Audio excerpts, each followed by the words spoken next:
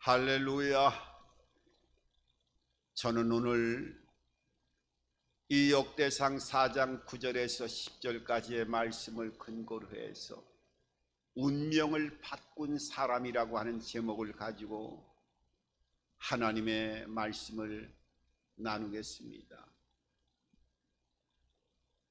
우리가 하나님의 말씀을 보고 듣다 보면은 그런 생각을 많이 하게 되어집니다. 성경에는 구약 성경, 신약 성경 66권의 성경으로 기록이 되어 있습니다마는 여기에는 수많은 기적의 사건들이 있는데 이 기적의 사건들이 하나님의 말씀에 갇혀 있는 것으로 끝나는 것이 아니라 우리의 삶 가운데 이 말씀에 나타난 기적의 사건들이 오늘도 동일하게 우리의 삶의 현장에서 나타나고 하나님의 영광이 머물러져 있는 삶을 살아갈 수 있다고 한다고 하면 얼마나 좋을까. 이런 생각을 아마 믿음의 길을 걸어가는 수많은 하나님의 백성들이 그런 생각을 하고 하나님의 말씀을 접하고 가까이 두면서 또 이 예배 안에서 하나님의 은혜를 갈구하면서 소망 가운데 이 복된 자리로 함께 오늘 예배를 드리며 주님 앞에 나아가는 우리의 모습을 발견하게 되어집니다. 그러면은 어떻게 하면 이 말씀이 그대로 살아 움직여서 남의 얘기가 아니라 나의 삶의 현장에서 기적의 사건들을 그대로 체험하고 경험하는 삶을 살아갈 수 있을까? 여러분, 그렇게 하기 위해서는 우리가 하나님의 말씀의 원리를 잘 한번 살펴볼 수 있는 하나님의 눈을 가져야 됩니다. 히브리서 3장 4절에 보면은 그렇게 말씀하고 있습니다. 집은 지은이가 있고 천지는 우주 만물은 하나님이 지으셨다고 말씀하고 있어요. 여러분, 사람이 사는 집을 그 집마다 다 지은 사람이 있습니다. 당연하지 않습니까? 그런데 우주 만물의 모든 만물은 하나님이 지으셨다고 말씀하고 있어요. 그런데 그 지으신 하나님의 역사를 보면 말씀으로 선포하시고 나서 그 말씀이 그대로 실제의 상태로 나타나게 되어졌다는 것입니다.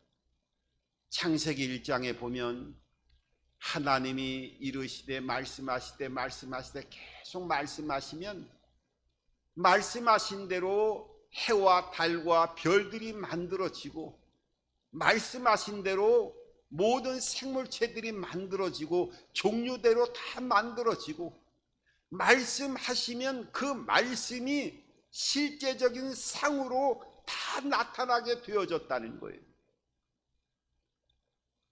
그래서 예수님도 이 땅에 오셔서 말씀하시면 그 말씀이 그대로 하나도 틀림이 없이 삶의 현장에서 그 즉시 드러나게 되어진 실상으로 나타나게 된 것을 보게 됩니다.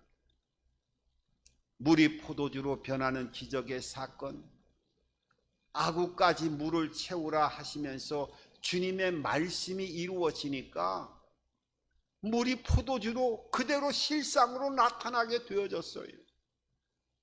오병이의 기적의 사건, 5,000명이 먹고도 12광주리에 남기는 사건, 말씀으로 선포하니까 5,000명이 먹고도 12광주리에 남겨지는 오병이어의 기적의 사건이 그대로 나타나게 되어졌어요. 예수님은 하나님의 아들이었죠. 하나님이 말씀으로 선포한 대로 그대로 실상으로 나타난 것처럼 예수님도 말씀하신 대로 그대로 실상으로 나타나게 되어졌어요. 그 예수님은 왜 말씀하신 대로 그대로 나타났을까요? 하나님이셨기 때문에 그렇습니다. 요한복음 1장 1절에서 3절까지를 보면 예수님의 선제성을 말씀하고 있어요. 이 선제성이라고 하는 것은 하나님이 태초에 계실 때 예수님이 육체로 오기 전에 그 하나님과 먼저 태초부터 계셨다고 하는 것을 선제성이라고 얘기를 하는데, 요한복음 1장 1절에 뭐라고 말씀하고 있어요? 태초에 말씀이 계시니라. 그 말씀이 하나님과 함께 계셨고 그 말씀이 하나님이시라고 하는 예수님이 육체로 오기 전에 하나님과 함께 계셨고, 그 요한복음 1장 2절에 보면은 그가 만물을 하나님과 함께 지으셨다고 말씀하고 있어요.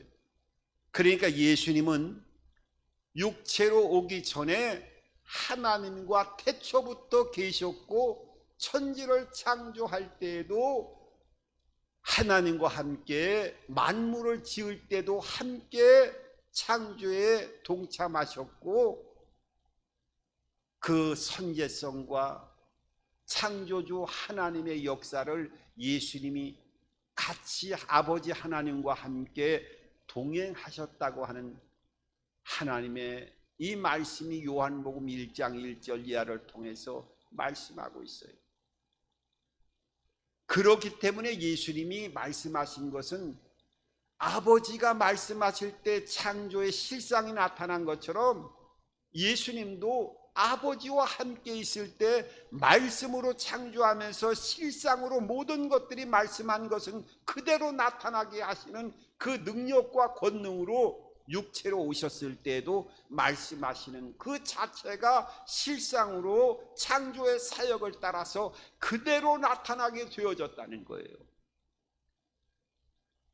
그러면은 아니, 지금 하나님도 눈에 보이지 않고 예수님도 2000년 전에 계셨는데 그런 예수님이 계셔야 그 말씀이 그대로 기적의 사건으로 말씀으로 실상으로 나타날 터인데 지금은 그렇지가 않지 않습니까? 라고 물어볼 수도 있어요. 하지만 우리에게는 하나님의 말씀 성경이 있습니다.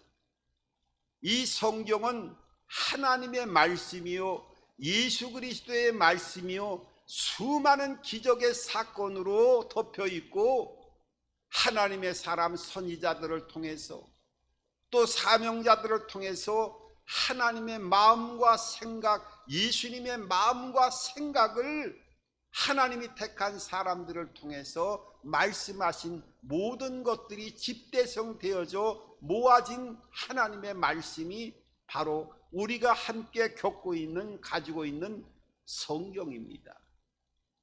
그러면 이 성경이, 이 말씀이 그대로 살아서 하나님이 말씀하신 대로 그대로 실상이 되어지고, 예수님이 말씀하신 대로 그 수많은 기적의 사건들이 그 즉시 나타나기 위해서는 이 말씀을 통해서 그대로 나타나게 하려고 하면 어떻게 해야 될 것인가? 여기에 대해서 이 하나님의 말씀, 예수 그리스도의 말씀이 실상으로 기록되어진 것으로 아니라 기적의 사건으로 오늘날 이 시간에도 동일하게 이 말씀에 기록되어 있는 사건들이 그대로 나타나게 하기 위해서는 이 나타나기 위한 통로가 있는데, 그 통로가 잠언서 4장 20절과 21절을 통해서 하나님의 말씀이 살아 움직이게 하는 기적의 문을 열어가는 그 방법에 대해서 하나님께서 말씀하고 있어요. 그러면 잠언서 4장 20절과 21절은 어떤 말씀으로 이 기적을 나타내게 하는 하나님의 도구로 말씀하시는 것인가? 거기에 보면은 뭐라고 말씀하고 있느냐 하면 하나님의 말씀을 주의하라고 말씀하고 있어요. 제일 먼저 이 주의라고 하는 것은 집중하라는 거예요. 그리고 집중한 이후에는 어떻게 해요? 귀를 기울이라고 말씀하고 있어요. 그러니까 하나님의 어떤 말씀을 집중을 하고 거기에 집중하는 것 정도에 그치는 것이 아니라 귀를 기울이고 그 다음에 눈을 떼지 말라고 말씀하고 있어요. 눈을 떼지 말고 그 다음에 또한 뭐라고 말씀하고 있느냐 하면 마음으로 지키라고 말씀하고 있어요. 여러분, 이것은 이 문자로 기록된 말씀이 살아 움직이게 하기 위한 하나님께서 그 길을 보여주시고 계시는데, 다시 말씀드리면 하나님의 말씀을 집중을 해야 되고 귀를 기울여야 되고 눈에서 떼지 말아야 되고 마음으로 지켜야 된다는 거예요. 이 네 가지가 너의 마음속에 하나님의 말씀으로 자리 잡게 되어진다고 하면 이 네 가지의 말씀의 통로를 통해서 이 말씀이 살아 움직이는 실상으로 나타나게 되어지는 놀라운 크고 비밀한 역사들이 임하게 되어진다고 하는 것을 말씀하고 있어요. 그러면 여러분, 오늘 제목이 운명을 바꾼 사람인데, 이 야베스라고 하는 사람은 오늘 모든 형제보다 존귀한 사람이라고 하나님께서 직접 칭찬해 주시고 존귀한 사람의 대명사로 하나님께서 야베스라고 하는 사람을 세워주시고 복주시고 그 영광을 나타내시는 모습을 보게 되어지는데, 우리가 신앙생활하면서 이 야베스처럼 존귀한 자의 삶을 살아가기 위해서는 어떻게 해야 될 것인가?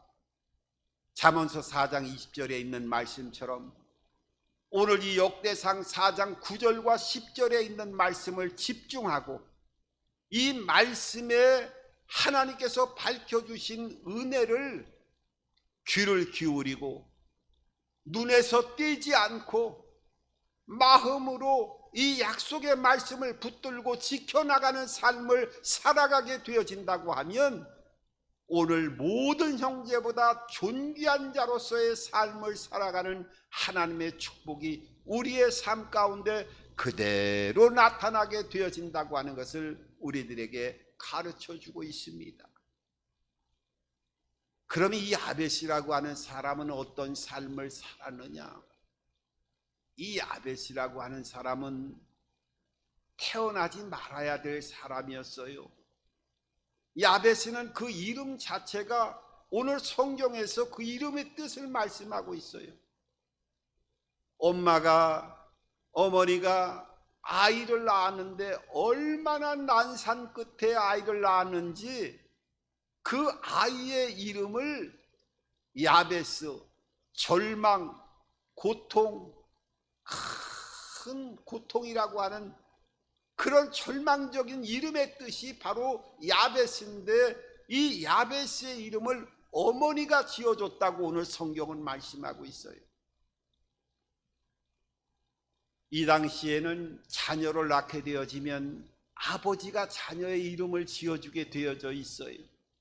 그런데 오늘 성경은 어머니가 이름하여 야베스라고 이름을 지어준 것을 보게 됩니다. 아마 이 아이가 태어났을 때 아이의 이름이 난산, 절망, 고통이라고 하는 그 절망적인 이름의 뜻을 가지고 있었는데, 얼마나 그 난산 가운데 고통을 받았든지 그 이름을 지어줬는데 엄마가 지어줬지요, 어머니가 지어줬지요.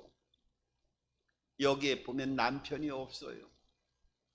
이래서 그 당시에는 남편이 자녀를 이름을 지어줘야 되는데, 아내가 여인이 어머니가 아이의 이름을 지어주는 거로 봐서 이 아이 야베스가 태어날 때는 아버지가 분명히 이 가정에 없다고 하는 것을 성경에는 그 행간을 통해서 우리들에게 밝히 말씀하고 있는 것을 발견하게 되어지는데, 아마 이 야베스가 태어날 때 아버지가 죽게 되어졌거나 아니면은 야베스가 태어날 때 이 아버지가 집을 나가게 되어졌거나 뭐 여러 가지를 유추해 볼 수가 있는데, 그 당시에는 아버지가 가장으로서 가정을 책임지지 못하게 되어지면 여인이나 이 고아와 같은 아이들이 자체적으로 생존하기에는 너무나 환경이 어려운 상태가 되어 있기 때문에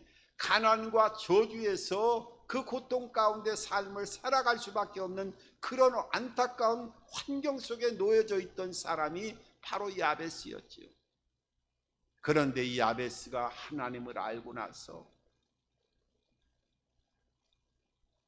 그 기도할 때마다 4가지의 기도를 제목을 가지고 평생을 기도하면서 이 4가지의 기도를 통하여 하나님의 그 말씀을 집중하고 하나님 말씀에 귀를 기울이고 하나님 말씀이 눈에 떠나가지 않도록 붙들고 하나님 말씀이 마음속에서 지켜나가는 삶을 통하여 모든 형제보다 그 절망적인 고통의 삶 속에서 존귀한 자로서의 하나님의 축복을 받은 삶을 살아갔다고 하는 것을 우리들에게 말씀하고 있는 이 모습을 통해서, 그러면은 야베스가 평생에 4가지의 기도 제목을 갖고 있었는데 이 4가지의 기도 제목이 어떤 것인가? 오늘 성경은 분명하게 그 제목도 말씀하고 있어요. 그 4가지 기도 제목 때 제일 첫 번째로 어떤 기도 제목을 늘 기도할 때마다 기도했어요? 야베스가 아뢰어 이르되 나에게 복을 주시려거든 복에 복을 더해달라고 하나님 앞에 제일 먼저 기도했다는 거예요. 여러분, 복에 복을 더해달라 기도했다고 하는 야베스의 첫 번째 기도 제목을 보면 우리가 때로는 오해할 수가 있을 때가 있어요. 복에 복을 더해? 그러면은 나에게 물질에 물질을 엄청나게 많이 부어주셔서 그 풍성함 속에서 나를 살아가게 해달라고 야베스가 제일 먼저 첫 번째 복을 달라고, 물질을 달라고 기도했구나. 물질뿐만 아니라 복이 넘칠 수 있도록 복에 복을 더하려고 했으니까 하나님께서 그 풍요로움을 물질의 복으로 부어줬구나 라고 생각할 수가 있어요. 그런데 오늘 이 야베스가 복에 복을 더해달라고 했던 기도는 단순하게 이 땅에서 우리가 필요로 말하는 물질 재정의 복을 얘기하는 것이 아니라 그것은 하나님이 주시는 축복 가운데 가장 한 부분이 되어진다고 하는 것을 우리들에게 보여주고 있어요. 여러분, 복이라고 하는 것이 어떤 것일까요?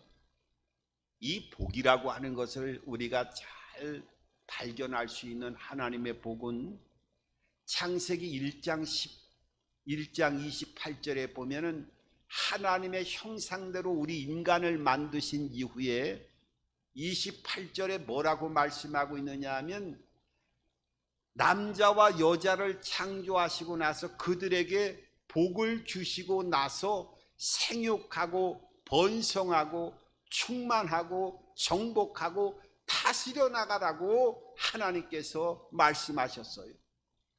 아니, 생육하고 번성하고 충만하고 정복하고 다스려 나가는 모든 영역에 그 축복이 있는데 그것을 행하기 전에 먼저 하나님이 복을 주셨다는 거예요. 그러면 이 복이 물질의 복일까요? 아니죠. 창세기 1장 5장 2절에 보게 되어지면 그 5장 2절에도 그렇게 말씀하고 있어요. 하나님이 남자와 여자를 창조하신 이후에 복을 주시고 그 이름을 사람이라 일컬었더라 이렇게 말씀하고 있어요. 아니, 사람에게 복을 주신 다음에 남자와 여자에게 복을 주신 다음에 그 이름을 사람이라 일컬었다는 거예요. 그러면은 성경적으로 우리가 생각하는 대로 물질의 복을 받고 나서 우리가 사람이 되었구나, 이게 아니지요. 하나님의 복을 받은 이후에 사람이 됐다는 거. 그러니까 하나님과의 관계를 맺지 못하는 사람은 어떻게 보면 사람이라고 볼 수 없다고 하는 것을 오늘 성경은 역설적으로 말씀하고 있는 거예요. 그러니까 이 성경 창세기를 통해서 말씀하고 있는 하나님의 복은 어떤 복이냐 하면 단순한 물질에 있는 복이 아니고 사람이 불가항력적으로 할 수 없는 일에 하나님이 은혜를 주셔서 문제가 해결되어지고 그 사람의 힘으로는 감당할 수 없는 영역에 하나님의 은총이 임하여지는 것, 이것이 바로 하나님께서 말씀하시는 복이라고 하는 것을 우리들에게 말씀하고 있어요. 그러면 오늘 야베스가 복에 복을 더해달라 하신 이 축복은 어떤 복이에요? 하나님에 대한 믿음의 복이지요.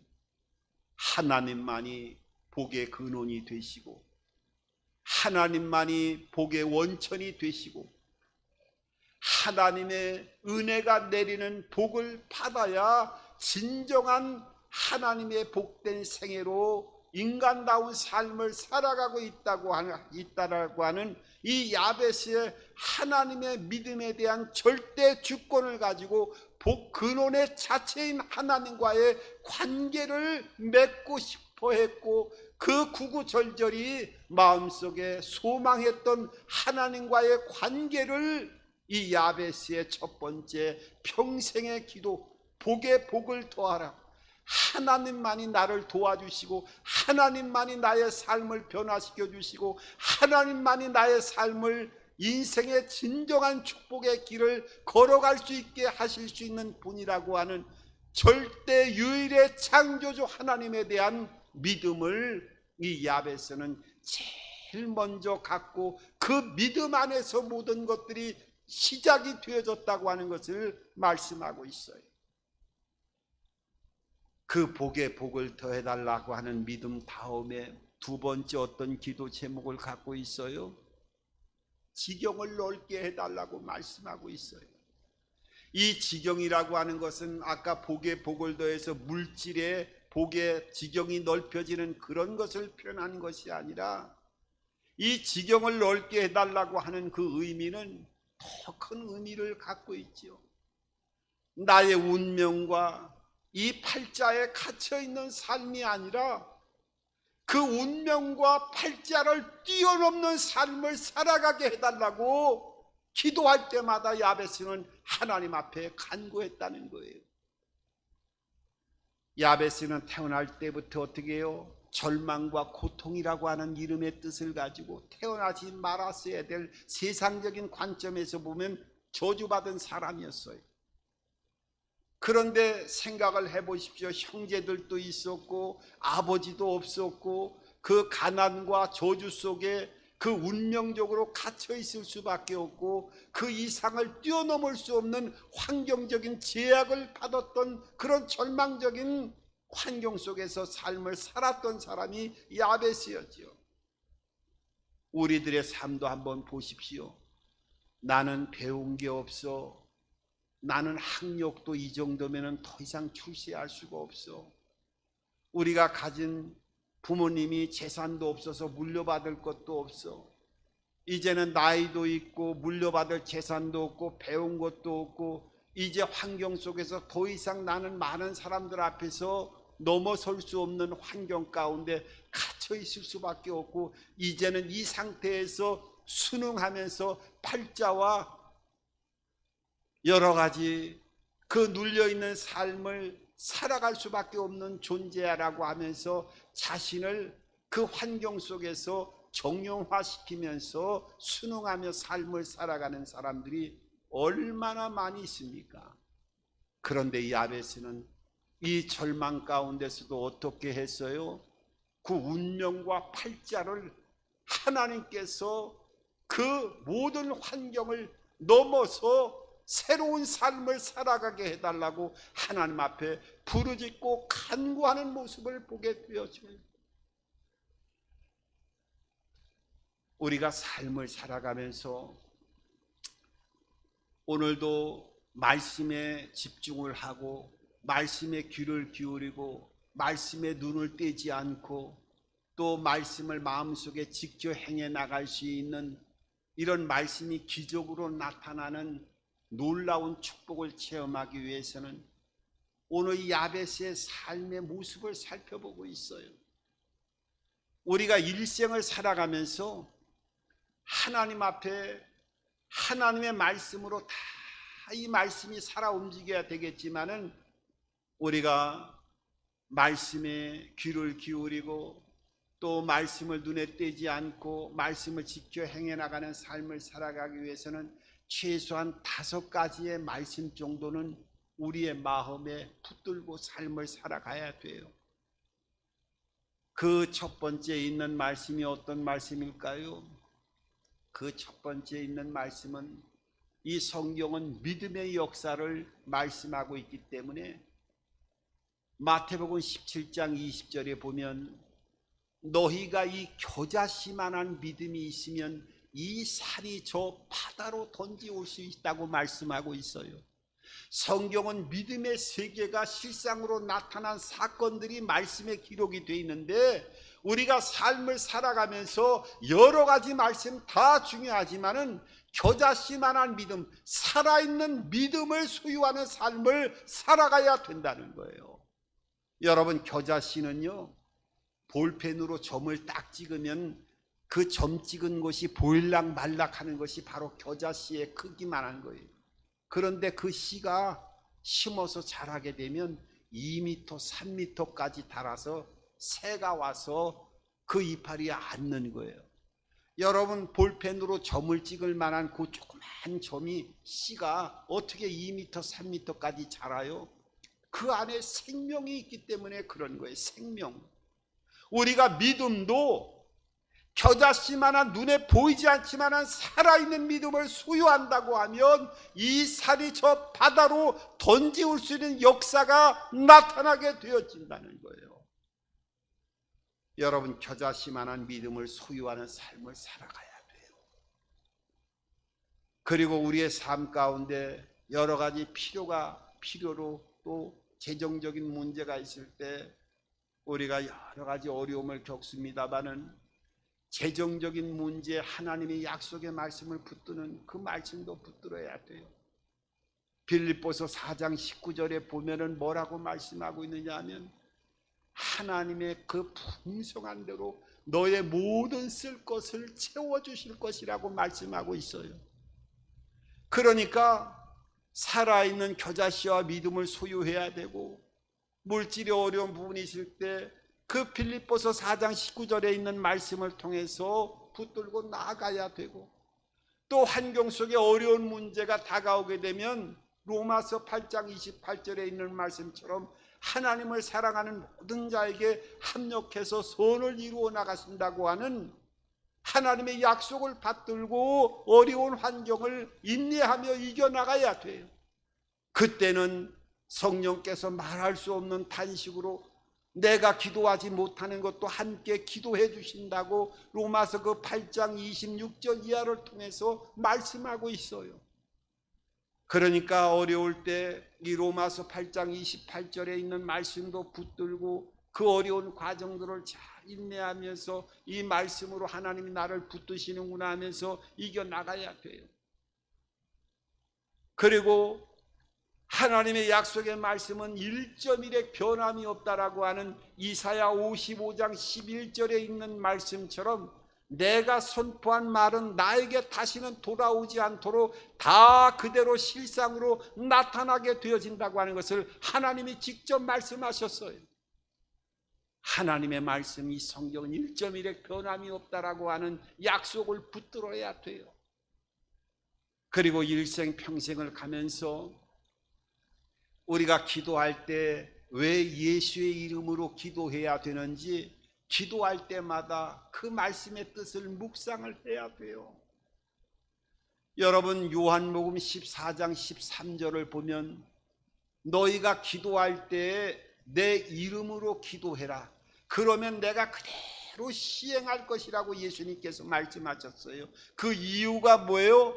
그 응답이 올 때, 예수의 이름으로 응답이 올 때만이 하나님께 영광이 되어지기 때문에 예수님이 이름으로 기도하라고 말씀하셨어요. 그래서 우리가 평생 기도할 때 예수의 이름으로 기도하는 것이 하나님께 영광이 되어지기 때문에 하나님은 응답으로 역사하신다는 거예요. 이 말씀의 그 의미를 깨닫고 십자가의 대속의 모든 것들을 다 이루었다 하신 그 주님의 말씀의 의미를 깨닫고 예수의 이름으로 늘 붙들고 기도하고 확신을 갖는 삶을 살아가야 되는 거예요. 그리고 어떻게 했습니까? 오늘 세 번째 기도 제목은요, 주의 손으로 나를 도와달라고 기도했어요. 그 지경을 넓혀나가는 과정에는 얼마나 많은 어려운 일들이 있었겠습니까?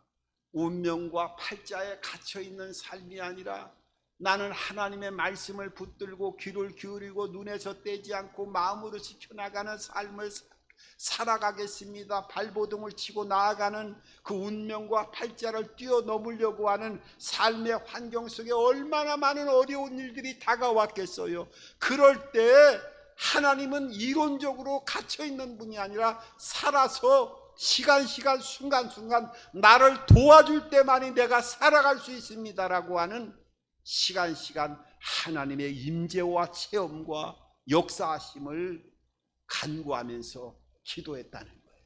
주의 손으로 나를 도우사.